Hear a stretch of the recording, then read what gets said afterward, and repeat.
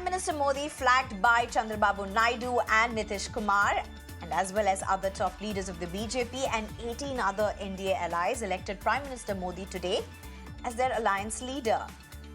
And swearing in is likely on Saturday. This is going to be Modi 3.0. But, better put, Modi Coalition Sarkar. The NDA has returned to power for a historic straight term at the centre, but the BJP itself has fallen short of the majority mark of 272. So a coalition government is imminent. Remember, in 2019, it was 303 just by themselves. The coalition governments are known to be a tightrope walk, and the balancing act being the key. In 73 years of India's electoral history, beginning 1951, when the first elections were held, the country has 32 years of coalition government. In contrast, it has 31 years of majoritarian government, including 10 years under Prime Minister Narendra Modi. It was in 1977 that India saw its first coalition government, right after the emergency. 11 parties, including Bharatiya Janata Sangh, predecessor of the BJP, came together to form the Janata government. The Rainbow Coalition lasted till 1979 only, and soon after that, it was Charan Singh as India's Prime Minister, but just for 23 days. 23 days. He came with Indira Gandhi's support, which was withdrawn in just 23 days. In fact, after the historic mandate of Congress in 1984, after Rajiv Gandhi's assassination, since 1989, India has been pushed into a coalition era to various degrees, including UPA 1 and UPA 2. From 2004 to 2014, the Congress-led coalition governments with Manmohan Singh as the Prime Minister. It was eventually only in 2014 that a single party, that's BJP, received a majority in the Lok Sabha after 25 long years. Since the 2014 general election, the National Democratic Alliance has been more symbol than substance, given the fact that the BJP under Prime Minister Narendra Modi enjoyed a comfortable single-party majority in both 2014 and 2019. In fact, until the formation of India bloc last year, the BJP lost many of its allies, including its oldest partners, the Shiromani Akali Dal in 2020 and the undivided Shiv Sena, the two oldest allies of the BJP, quit the NDA after the 2019 general elections that gave the BJP the power to call the shots. The Shiromani Akali Dal parted ways amid the farmers' agitation in September 2020, while the Uddhav Thackeray-led Shiv Sena broke away after a fiasco over the Maharashtra Chief Minister's post in October 2019. Prime Minister Modi does have a couple of options to borrow from Vajpayee's style, who is known as a master of coalition politics, or can take advices from Chandrababu Naidu and Nitish Kumar, who have been part of different coalitions at the centre. Just that, with 28 MPs, these are the kingmakers and can eventually emerge as possible deal breakers, as coalition-era governments are often known for. In fact, it was Atal Bihari Vajpayee who coined the term coalition dharma, which means giving due respect to coalition partners. A very interesting snippet to reflect why he is known to have aced the art of leading a coalition was when Mamata Banerjee was extremely angry with Vajpayee over shutting down of some PSUs in West Bengal. Vajpayee didn't summon Mamata Banerjee to Delhi. Instead, he walked the extra mile to meet her in Kolkata. Again, instead of meeting her at the Raj Bhavan, where he was staying, Vajpayee went to Mamata Banerjee's house to meet her mother and spent a lot of time there, with occasional references to her daughter, who he called stubborn and talented. This is something that Pawan K. Verma wrote in the article in Times of India in 2018 after Vajpayee's death. But remember, despite all the craft, he first led the government for just 13 days. Second time, over 1 year, and the third time he completed his term as a Prime Minister for all 5 years. Contrasting this, UPA under Manmohan Singh managed a full-term government for 2 consecutive years. But there were challenges, from the then TRS, MDMK, PDP, PMK deserting the UPA, dissent of left parties in the first tenure, to Mamata Banerjee's withdrawal of support, exit of DMK, AIMIM in the second UPA tenure. There's so much to talk about. But as we are at the brink of yet another coalition government in India in 2024, there are possibly lessons for governments and for citizens, for policymakers, for policy implementers. I'm being joined right now by Vinod Sharma, who's a senior journalist.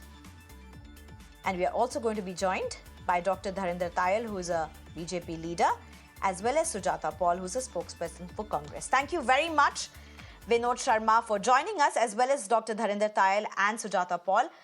I request Dr. Dharinder Tayal as well as Sujata Paul to give us a few minutes. Let me just spend some time with Vinod Sharma to understand some very interesting aspects. Mr. Vinod Sharma, as we enter an era of coalition governments all over again, what's on the top of your mind? What are the immediate challenges? Why only challenges? What just comes to your mind immediately?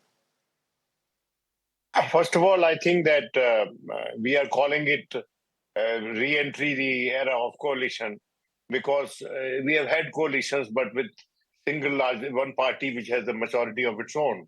Like, CPM Correct. Always had a majority of its own. It ran coalitions. Jyoti Babu ran coalitions for decades in West Bengal. Similarly, Mr. Modi has had a majority of his own, but he is running coalitions. We're primarily looking at the center. Yeah, Mr. Modi has had a majority of his own, but he ran a coalition for 10 years. Now, in this election, the BJP has lost a majority of its own. And now we get to see whether this country whether these coalitions can be run the Vajpayee style, or Mr. Modi can evolve his own style. As you said, that he can draw a few lessons from Mr. Vajpayee's tenure. But Mr. Vajpayee was a statesman prime minister. He never pretended to be a strongman prime minister. And Mr. Modi has always pretended to be, or claimed to be, a strongman prime minister. And coalitions cannot be run by strong men. They have to be run by accommodative men. People who listen to others before formulating policy. And I think that this is going to be a test of Mr. Modi's persona, his temperament, and his ability to carry people along, other parties along, to give this country a government. Coalitions why are they important? Mr. Modi, before starting his first term, he talked about cooperative federalism. Coalitions are a microcosm of cooperative federalism, because the constituent parties are from different states and they have a stake in governance. They are heard because they have, on the strength of their numbers, and they get a stake in power on the strength of their numbers. So it is it's classic cooperative federalism. Many people feel that coalition governments are weak governments. I think that the coalition governments, on the positive side, if you look at them, that coalition dharma agar aap nivate hain, so the parties which during the UPA tenure, or the United Front tenure, or the National Front tenure, or Janata Party tenure, the parties which got a stake in power, there was a very perceptible change in their approach to the center, and they developed a stake in the survival of the center. Earlier, the same very parties, some of them, especially from the south, were tended to be secessionist. They had those secessionist tendencies. They had those separatist tendencies. They had, the tendency to harp on sub-regional nationalism. You see, this country is a country made of many interests, many social interests, and those all coalesced under one umbrella in coalitions. and strengthened Indian federalism. So it was a good experiment. I think Mr. Modi should try it, and Mr. Vajpayee ran it very well. So he has reference points. He has Mr. Chandrababu Naidu. Naidu was the key person in running the United Front government.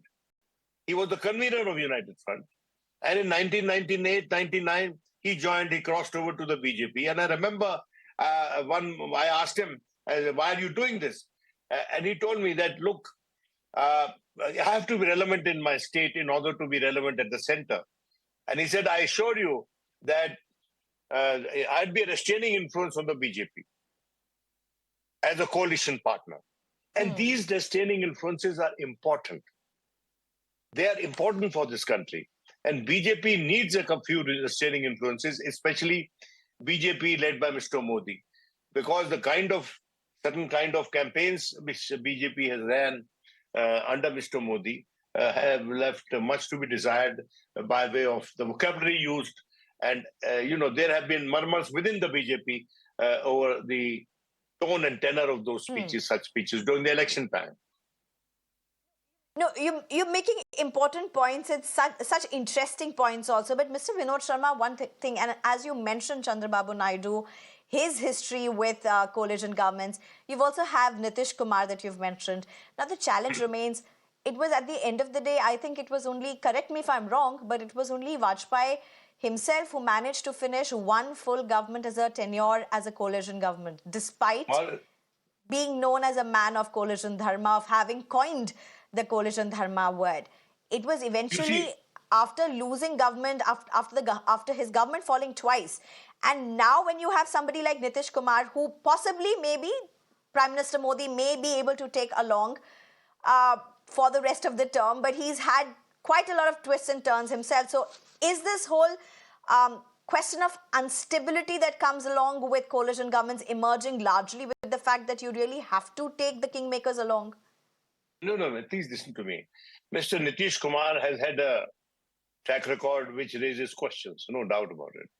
But look at Chandrababu Naidu. In my assessment, he is the most serious political ally by way of his track record, be it with Mr. Vajpayee and be it with the United Front. He did not withdraw support from the Vajpayee government even after the 2002 Gujarat riots. He did not. And what happened was that instead of withdrawing support, he did not give a speaker in that regime after Mr. Bal Yogi's death. And then Mr. Manoj Joshi became the speaker, if you remember. So he did not give his party speaker. He that way distanced himself from the Vajpayee government, but did not withdraw support formally. So that government lasted. And in fact, Mr. Chandrababu Naidu recalled in one of his expressive movements that he got a phone call from Farooq Abdullah, and he told him that if you are going to withdraw support, then with what face we will continue supporting Mr. Vajpayee's government. So this government at the center will fall, and it will lead to political instability. So these two people showed tremendous maturity, and continued to support the Vajpayee government. It is a fact that looking back, when he lost the 2004 election, state assembly election, one of the reasons he cited was that he did not withdraw support to Mr. Vajpayee on 2002 Gujarat. All right. I mean, it's interesting that you mentioned this, but also the fact that you say it's not only about challenges. There's a lot that can be accomplished with coalition governments. And I would agree to the point, because if you look at the last 10 years of Prime Minister Modi, there are a lot of people who would say that there have been some very strong decisions that have been taken. There are some strong administrative and governance decisions that have been taken. Many have argued that that's because the government has been able to take the decision single-handedly. But if you look at the past, whether it was under Manmohan Singh or whether it was just the liberalization of the Indian economy, opening up of the Indian economy for that matter, some very, very critical decisions under the Manmohan Singh government as well, whether it was also about the nuclear tests that were done. All of these things eventually were done under coalition governments. You see, Indo-US nuclear deal 123, that you see the Samajwadi Party and the left party joined forces to oppose that deal. And later, the Samajwadi Party had a rethink, and they helped in the survival of the Manmohan Singh government in a no confidence vote in the Lok Sabha. Remember that spectacle where notes were shown, currency notes were put on the table of the House to say that there were attempts to buy members of parliament to vote in favor of the government, and there were also allegations of money was used to buy members to vote against the government. Now, let's not go into those allegations, and they are what we can learn from this experience is that, you see, at the end of the day, political parties have their ear very close to the ground. They withdraw, they topple governments only when they feel a certain policy decision is not working well with the people. And that is where the problem arises. Problem also arises when the party that is the core of the coalition tries to ignore the advice of its allies. And that happens when the party at the core of the coalition has a majority of its own. More often than not is actually a way to enforce accountability? Is that what you're trying to establish? No, what I'm saying is that these are checks and balances in a federal polity. Please understand, once Mani Shankar Iyer, when he was petroleum minister and was under attack by the left, he went on record to state that I actually am benefited by these interventions by the left because they help me improve policy. Now, if you look at, you see, there is a creative way of looking at it. So what I'm saying is that if you put two heads together, you are better off, aren't you? Well, if that's what Mani Shankar Iyer is saying, you have Montek Singh Ahluwalia, who famously said, I think he said something to the tune of coalitions which force weak reforms. You may remember it better, but I think it was something to that tune where he meant that it's often a very strong will for a weaker reforms. There are opinions on opinions, but I personally feel, and India has had a positive aspect to coalition governments, and that is that you give a sense of involvement, sense of belonging to political parties by giving them stake in power and by lending them an attentive ear when it comes to the problems relating to their state. So you are running an inclusive government, you know. Okay, and that true. Vinod Sharma, thank you very much for joining us, for giving some great insights. I'm sure many of our viewers would be very intrigued by whatever you have mentioned, and of course, just glimpses of what lies ahead for India as well. Thank you very much, Vinod Sharma, for joining us. I'm right now being joined again by Dr. Dharinder Tayal as well as Sujata Paul. Thank you both of you for your patience. I'm sure you both also found it interesting to hear Mr. Vinod Sharma, but let's just get to business. It's a new government in a matter of few days. It's going to be most likely Prime Minister Modi or Narendra Modi as the Prime Minister, if that's the right way to go about it. And you're going to have a coalition with 28 MPs, possibly kingmakers as Chandrababu Naidu and Nitish Kumar are being seen as. Let me come to you first, Dr. Dharinder Tayal. What would you say that this is really the test of Narendra Modi for his temperament, for his skills, for his ability to not being able to take decisions, some in the opposition saying autocratic decisions, to being able to take regional and political interests conflicting possibly with him together? It is quite interesting because we're talking about a person who has taken decisions and who has delivered Article 370, who has delivered Ram Mandir, all of which were supposed to be fantasy. You know, as far as the opposition was concerned, तारीख नहीं बताएंगे, 370 जाएगा तो खून की नदियां बह जाएंगी. I mean, those were toughies. And as Mr. Vinod Sharma just said, he's been running a coalition government.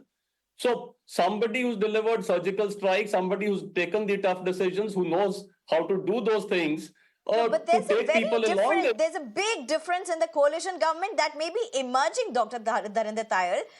I'm sure you cannot compare the coalition government that's going to come in place now to possibly what an NDA government was earlier as a pre-alliance bid, of course. but something that even in the last year came up as a press conference by the BJP saying that we are an NDA government with so-and-so allies. You must not forget two of your oldest allies left the BJP soon after 2019 victory, the NDA victory. So you definitely can't look at the government that's going to be formed now to what has been in par for the last two terms. No, or can you?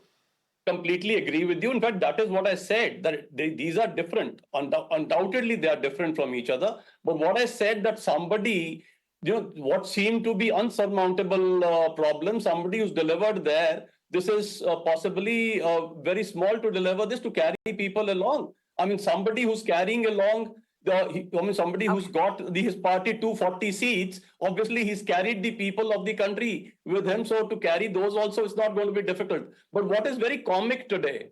What is very comic today is the statement which Mr. Kharge has made. Now, here we're talking about a party which has got 99 seats and talking about a party which has got 240. And the statement is that Mr. Modi, by forming the government, is trying to subvert the will of the people. And we will take appropriate steps at the appropriate time to realize the people's desire to not be ruled by the BJP government. Now, where does this come from? I mean, the people have given their mandate. The mandate is there for the NDA and for the BJP. And somebody who's got 99 seats is saying, no, we've got the mandate. Mr. Modi has not. So, at the same time, let me get in Sujata at this point. Sujata, small point I want to make. Let me get in Sujata. I get back to you. I've given you a lot of time. Let me just get Sujata in. Sujata Paul, you've heard what Dharinder Tayal is saying. Listen, whatever you want to say, whether you're talking about mandate or no mandate whatsoever, at the end of the day, whatever the NDA or the BJP has managed to get is in the name of Prime Minister Modi. It may not be as decisive as it was earlier, but definitely it's in the name of Prime Minister Modi. And it may not be an absolute majority. So that's a messaging for Prime Minister Modi as well. Nonetheless, it is for him. Under him at least. That is exactly the problem with a strongman personality. You know what ultra-masculine, hyper-masculinity means? It actually means that, especially in the political arena, such people build a cult of personality around themselves, and they are totally against liberalism of any kind and democracy. So when you're talking about liberalism, let's talk about what kind of liberalism are we talking about here? We are talking about being liberal when it comes to listening to people. Mr. Modi and listen to people. That is exactly what he's been doing. He could have made the finance minister and the rest of the cabinet deposit their telephones in a basket when he announced demonetization. Do you think he'll be able to do it? He could have brought in the GST the way he wanted to, with all those coalition partners being part of the NDA, who he never listened to and who, out of compulsion, had to stay with him because they had portfolios. But that did not mean that they got their place. And in this manner, what he has actually done is weakened not just the BJP and its leaders, but also the coalition partners who were part of his cabinet. Now, the same thing cannot be said of Mr. Nitish Kumar or Mr. Chandrababu Naidu. And I will not repeat what Mr. Vinod Sharma has already said. Now, when Atal Bihari Vajpayee ji spoke about coalition dharma, do you remember? He spoke about Raj Dharma also. Did he ever follow Raj Dharma? If he had followed Raj Dharma, then things would have been different in Gujarat after what had happened over there under Mr. Modi's rule. Now, when you talk about the coalition dharma, it means that you have to listen to people. There has to be a lot of brainstorming. You can't just have a sudden, mismanaged lockdown, mismanaged GST, and impose it on people. Even a 370 abrogation would not be possible. And I'm sure every BJP member today would agree to that. And you would not be able to do what you felt like. Can you even imagine Mr. Modi now walking around with 10 cameras on him? Do you think Mr. Chandrababu Naidu is even going to accept such a thing? Do you think that Mr. Nitish Kumar is going to sit back and say, We oh, don't you know, know. he's We the don't prime know, minister of the country? Sujata. We don't know, No, no, Sujata I'm Paul. telling you. We No, don't no, we know know. Such everybody's is coalition nature. politics. No, We don't know. Sneha, no, We don't absolutely. know. I agree to Okay, what you're saying. okay. But Jokes, let's say, jokes as yeah, yeah. You know, and one last point. Have you noticed one thing? okay. Mr. Jokes aside, Modi, let me he's just go. come down to earth, and that's why he's wearing a green jacket today. Are you seeing? Where is the Bhagwa gone? Not that the Okay, Bhagwa belongs let to me him, it just go belongs to me across to also. Dharinder Tayal. All right, all right, all right. Let me, okay, allow me to go to Dharinder Tayal. So, Mr. Dharinder Tayal, here's one thing, and it's very interesting again, as we were reading up, my team sent this across to me, and this was for 1998 to 2004. And it's about how the Vajpayee-led era, when they were in the coalition government, they kept aside the agenda of temple at Ram Janmabhoomi, abrogation of Article 370, Uniform Civil Codes, which are now a reality. But this was part of the BJP agenda way back even then. And it was kept in deep freeze, apparently because they were in a coalition and the coalition partners did not agree. No, so, I mean, when you are part of a coalition, there has to Tayal? be something that you all agree to, and that is what you move ahead with. So that is part of the process. So there is no issue on that count. But let's understand, we spoke about the UPA era. So one, I did not know, I mean, just one comment, I did not know that there were certain colors I was prohibited from wearing. But putting that aside, you talking about the UPA era. Now, what happened there? I didn't get that. I'm not very sure what you're talking about the colors that you're not supposed to wear. No, because she commented that Dharinder Tayal is wearing green today. No. So I never did. I think you missed that one, Sujata. Okay. Okay. I never did. I didn't happy hear to that see point wearing either. green, But I anyways, said. please go ahead, Dharinder Tayal. Please go ahead. The important part. Please go ahead. Please go ahead. Please go ahead. In the UPA time, what really happened? Two things happened. One, we came to hear a term called policy paralysis, which we'd never heard before. So the good part about UPA was, kuch karo hi mat, do nothing. Nothing was happening in the country. So our coalition is good. Two, the country got compromised. And I'll tell you how it got compromised. When the communists were withdrawing the support, Sonia Gandhi ji and Rahul Gandhi ji rushed to China and signed an MOU there on the commitment, please get us the support of the communists. Nobody till date knows the contents of that MOU. That is where the country got compromised. And the proof of that was when Adhir Ranjan Chaudhary said that Indian forces know how to defang these dragon, he was told to delete that tweet because that was a commitment part of that MOU. That is what was the coalition which we saw for 10 years under Manmohan Singh. Policy paralysis and the country getting compromised. The point I want to ask today is that why is the UPA or India Alliance not accepting the mandate of the people? What are they meeting for? What are they trying to do? Is it not open horse trading that they are trying to indulge in? When they are saying we will form the government, it is not the mandate with the NDA. It is the mandate is with us because we've got 99 seats. So they're meeting to decide, okay, tomorrow we will deliver because people have said tomorrow we will deliver. How will we deliver? We're trying to do horse trading. I mean, they should get real. They should accept the mandate of the people, come right out and say, we accept, we were defeated. We will play the role of a responsible opposition. And congratulations to NDA and Mr. Modi on running the country well. Why aren't they doing that? Why are they openly getting into horse trading? That is the question I want to ask. No, but I think the fact that Sujata Paul has joined us and we are debating what maybe Modi 3.0 just about indicates that she has not. Anyway, Sujata Paul, do you want to respond to this? Yes, and this is just terrific. This terrifying fear which has engulfed the BJP shows that the strong man, ultra-masculine personality has been brought to dust. And that is what the whole thing is all about. Now, this China business, why doesn't Mr. Tayal tell us that if they had such a strong government, why is nobody in jail till now for that MOU if there was something wrong with it? You need to tell us. You were there for 10 years. Now, what are they meeting for? What is the Indie? No, it is the India Alliance. Have some shame.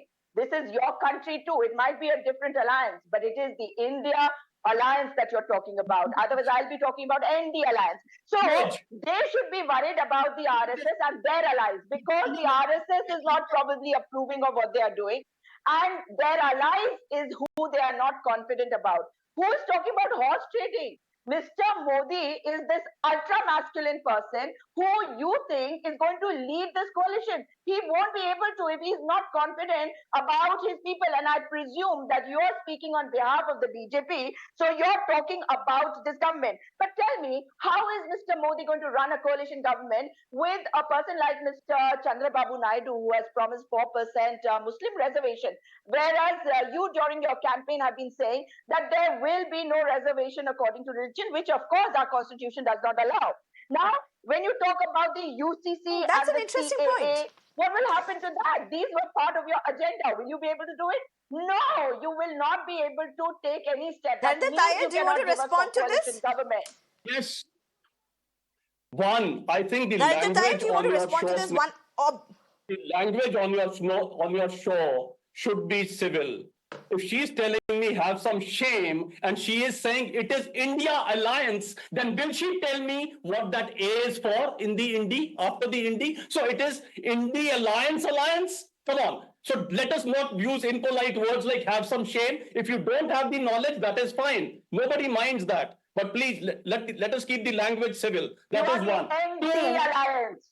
You are the ND alliance. Call yourself the ND alliance, not the NDA. You said India alliance. Okay, So all right, all right. I think Dharinder, all right, Dr. Dharinder Tayal as well as Sujata Paul. I think both of us, let's just calm down. Let's just calm down. Let's just converse. Let's just have conversations, because I think one thing our show really believes in, that politicians can converse. They can have conversations, and so can anchors and journalists. So I think all of us should be on the same page on that, despite our very strong different opinions. Dharinder Tayal, you may please go ahead. Yeah. So the point is that we are, I mean, it is all in the realm of the future, where she's saying he is ultra masculine, he will not be able to do it, it will not happen, how will it happen? I mean, we don't have to answer that to you. The people feel it can be done. The people have spoken. The people have said, yes, you can do it. You are together. We are voting you into power. Now, who is Sujata Paul to doubt You've that? responded to that. But it's interesting. Interesting. No, you've responded to that. And I take that, Paul, obviously, because you have to respond to that. So fair enough. But there's also another point. See, Chandrababu and Naidu, as well as Prime Minister Modi or the BJP government, as it were, may not be eye to eye on several things, including quota, including reservations, and particularly Muslim reservations. And that's a very valid point that Sujata Paul does make, because there is a very strong difference of opinion here. The whole rhetoric, the whole political campaigns that the elections have seen would mean that both Chandrababu Naidu and Prime Minister Modi will have to see eye to eye on this issue. Is that going to be a possibility? So two things I want to say here, Shreya. One, that it was for the people. This is something that the people also knew. What we know, the people knew. If the people of this country feel that they can do it, I mean, who is the Congress to decide that it can't be done? Number one. Number two, we are talking about the India alliance, which could not even decide seats among themselves. They were partners in one place, fighting in the other. I'm in Chandigarh. They were partners in Chandigarh, and the moment you stepped out, they were at each other's throats. And they are the ones who are saying that they are the right choice. Come on. So somebody who could not even do seat adjustments are going to tell us how the government is going to run. What kind of comic comments are these?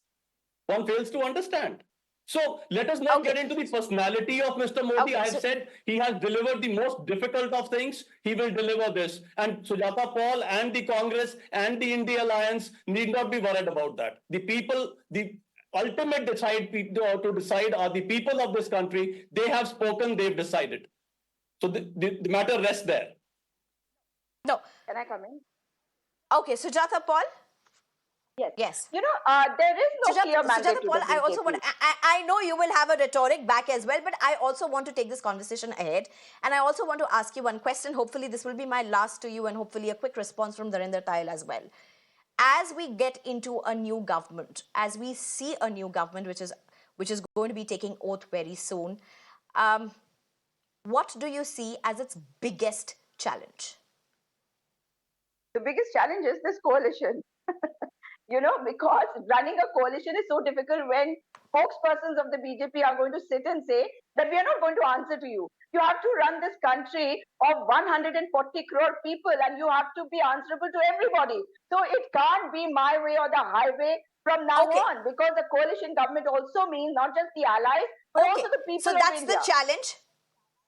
The challenge is that's the challenge. Another sequel to that, and I'm going to ask both of this. Sujata, also give me one thing. What is the biggest opportunity that this government has? Remember, when we were young people, we used to always say, what's your positive, what's your negative? Let's do this. What's the challenge and what's the opportunity for the government? The challenge is that there are a few strong challenge. You said coalition. What's the opportunity? What's the big opportunity before the government? The opportunity is to try and deliver to the people. But how will you do it if you can't get along with each other? There is no common minimum program, right? Now, the Modi ki guarantee was their manifesto. Everybody is not going to. Chandrababu Naidu will say, Modi ki guarantee, I'm going to work on that. He's not. It's an opportunity for the Prime Minister Dharinder, Tayal, respond to that. As the government takes place, as the government is set to take oath, and Narendra Modi is most likely going to be leading the government. Very quickly, Dharinder, Tayal, the biggest challenge that you see before the government and the biggest opportunity. Firstly, the biggest opportunity is that the NDA is all together, and together they will deliver what needs to be delivered. And Modi ji had already said that what has happened and big ticket decisions, big ticket changes have happened, but he said this was the trailer, the real picture is coming. So that is the opportunity to make this country economy number 3, where it has already reached number 5 and from the fragile economy that Sujata Paul and the challenge. And the challenge, I think, is going to be to do this while laughing, over the comedy that Kharge and company are going to be delivering. So I think that is going to be the challenge, whether to laugh or to do the job.